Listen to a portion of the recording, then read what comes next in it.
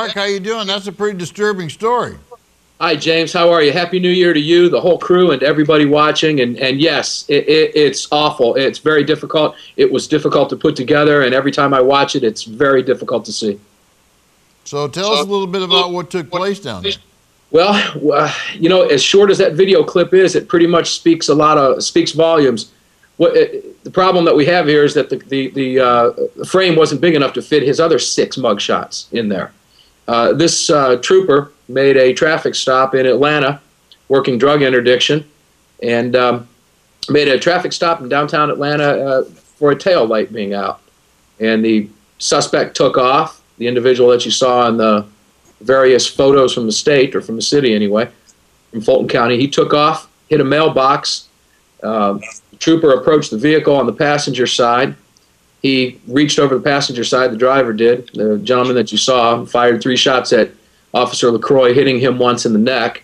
Officer LaCroix fell to the ground. The criminal scumbag jumped out the passenger side, stepped over Officer LaCroix, who was wounded, mortally wounded, but still alive, went around to the front of the vehicle, attempted to free his vehicle from the mailbox that he hit.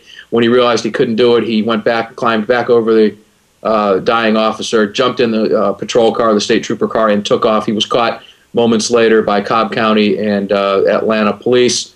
And the mugshot that you saw on the bottom right of that little clip was the one that was taken the day he was charged with Officer LaCroix's murder. I don't even want to give his name because then I have to use the word allegedly, and there's nothing alleged about a officer's killing being caught on a dashboard camera. Yeah, no doubt about it, Mark. I mean, people just don't understand, and we have a lot of critical people come on, and they will make remarks about how law enforcement is not doing this and not doing that.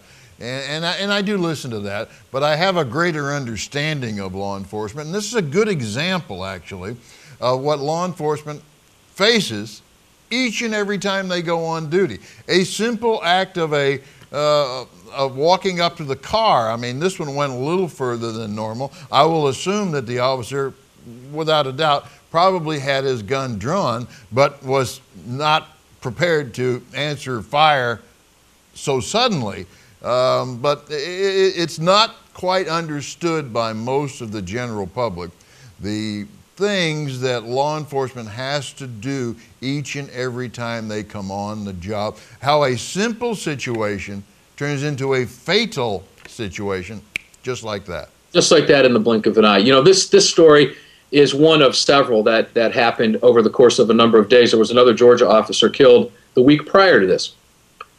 The young woman in Ohio, in Springfield, Ohio. I have family up near that area, just a little bit northeast of Dayton, Ohio, who was shot by an individual at the trailer park in by a shotgun blast when the trailer door opened, when she was up there investigating the shots fired call. Had no idea what was about to happen. A trailer door opened, she was hit with a shotgun blast and died instantly on the scene. Yeah. David, let me stop you right there. I mean, Mark, let me stop you right there a minute, because I actually know something about that particular story. And in fact, when she responded, and I don't have the officer's name here with me because I wasn't prepared to talk about it, but when she responded to that domestic call, she had come after the domestic call when Right. the shooter was not there, just to take a report. The shooter came in on her, as I understand it, and that's when the shooting took place. That's absolutely correct. I don't have her name either. I kind of jumped ahead to that one too because these cases are so new. She was the first officer death of 2011. How sad is that? Mother of two, and I believe a 12-year veteran.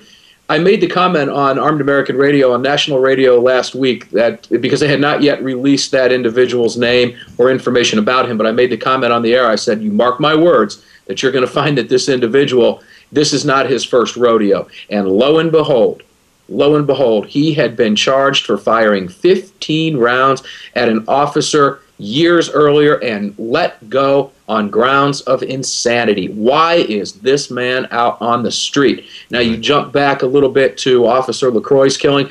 This individual had been arrested over an 11-year period, James, 18 times. Now, listen very carefully to what Fulton Chief Judge Cynthia Wright said in responding to criticism from the Atlanta Chief of Police, the state police, outraged citizens, as well as the Fulton County District Attorney and the mayor of Atlanta. She said, hindsight is always the first tool reached for in an effort to provide an easy answer.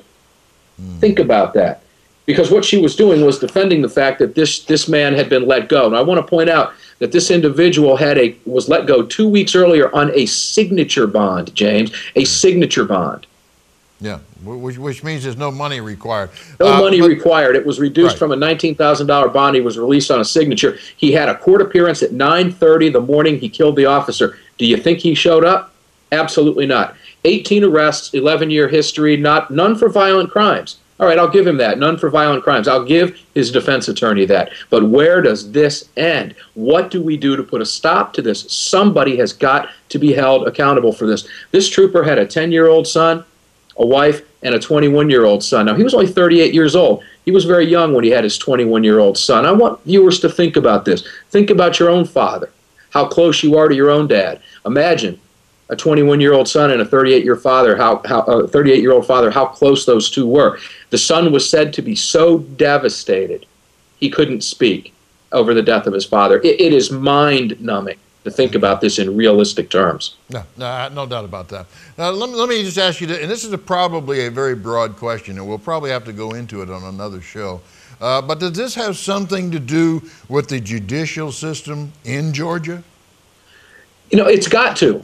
It absolutely has to. That's a great question. It absolutely has to. When you have an individual who was arrested and released 3 times during the course of last year, 3 times, James, during the course of last year, and all of them were for fleeing from the police, doesn't that tell you something?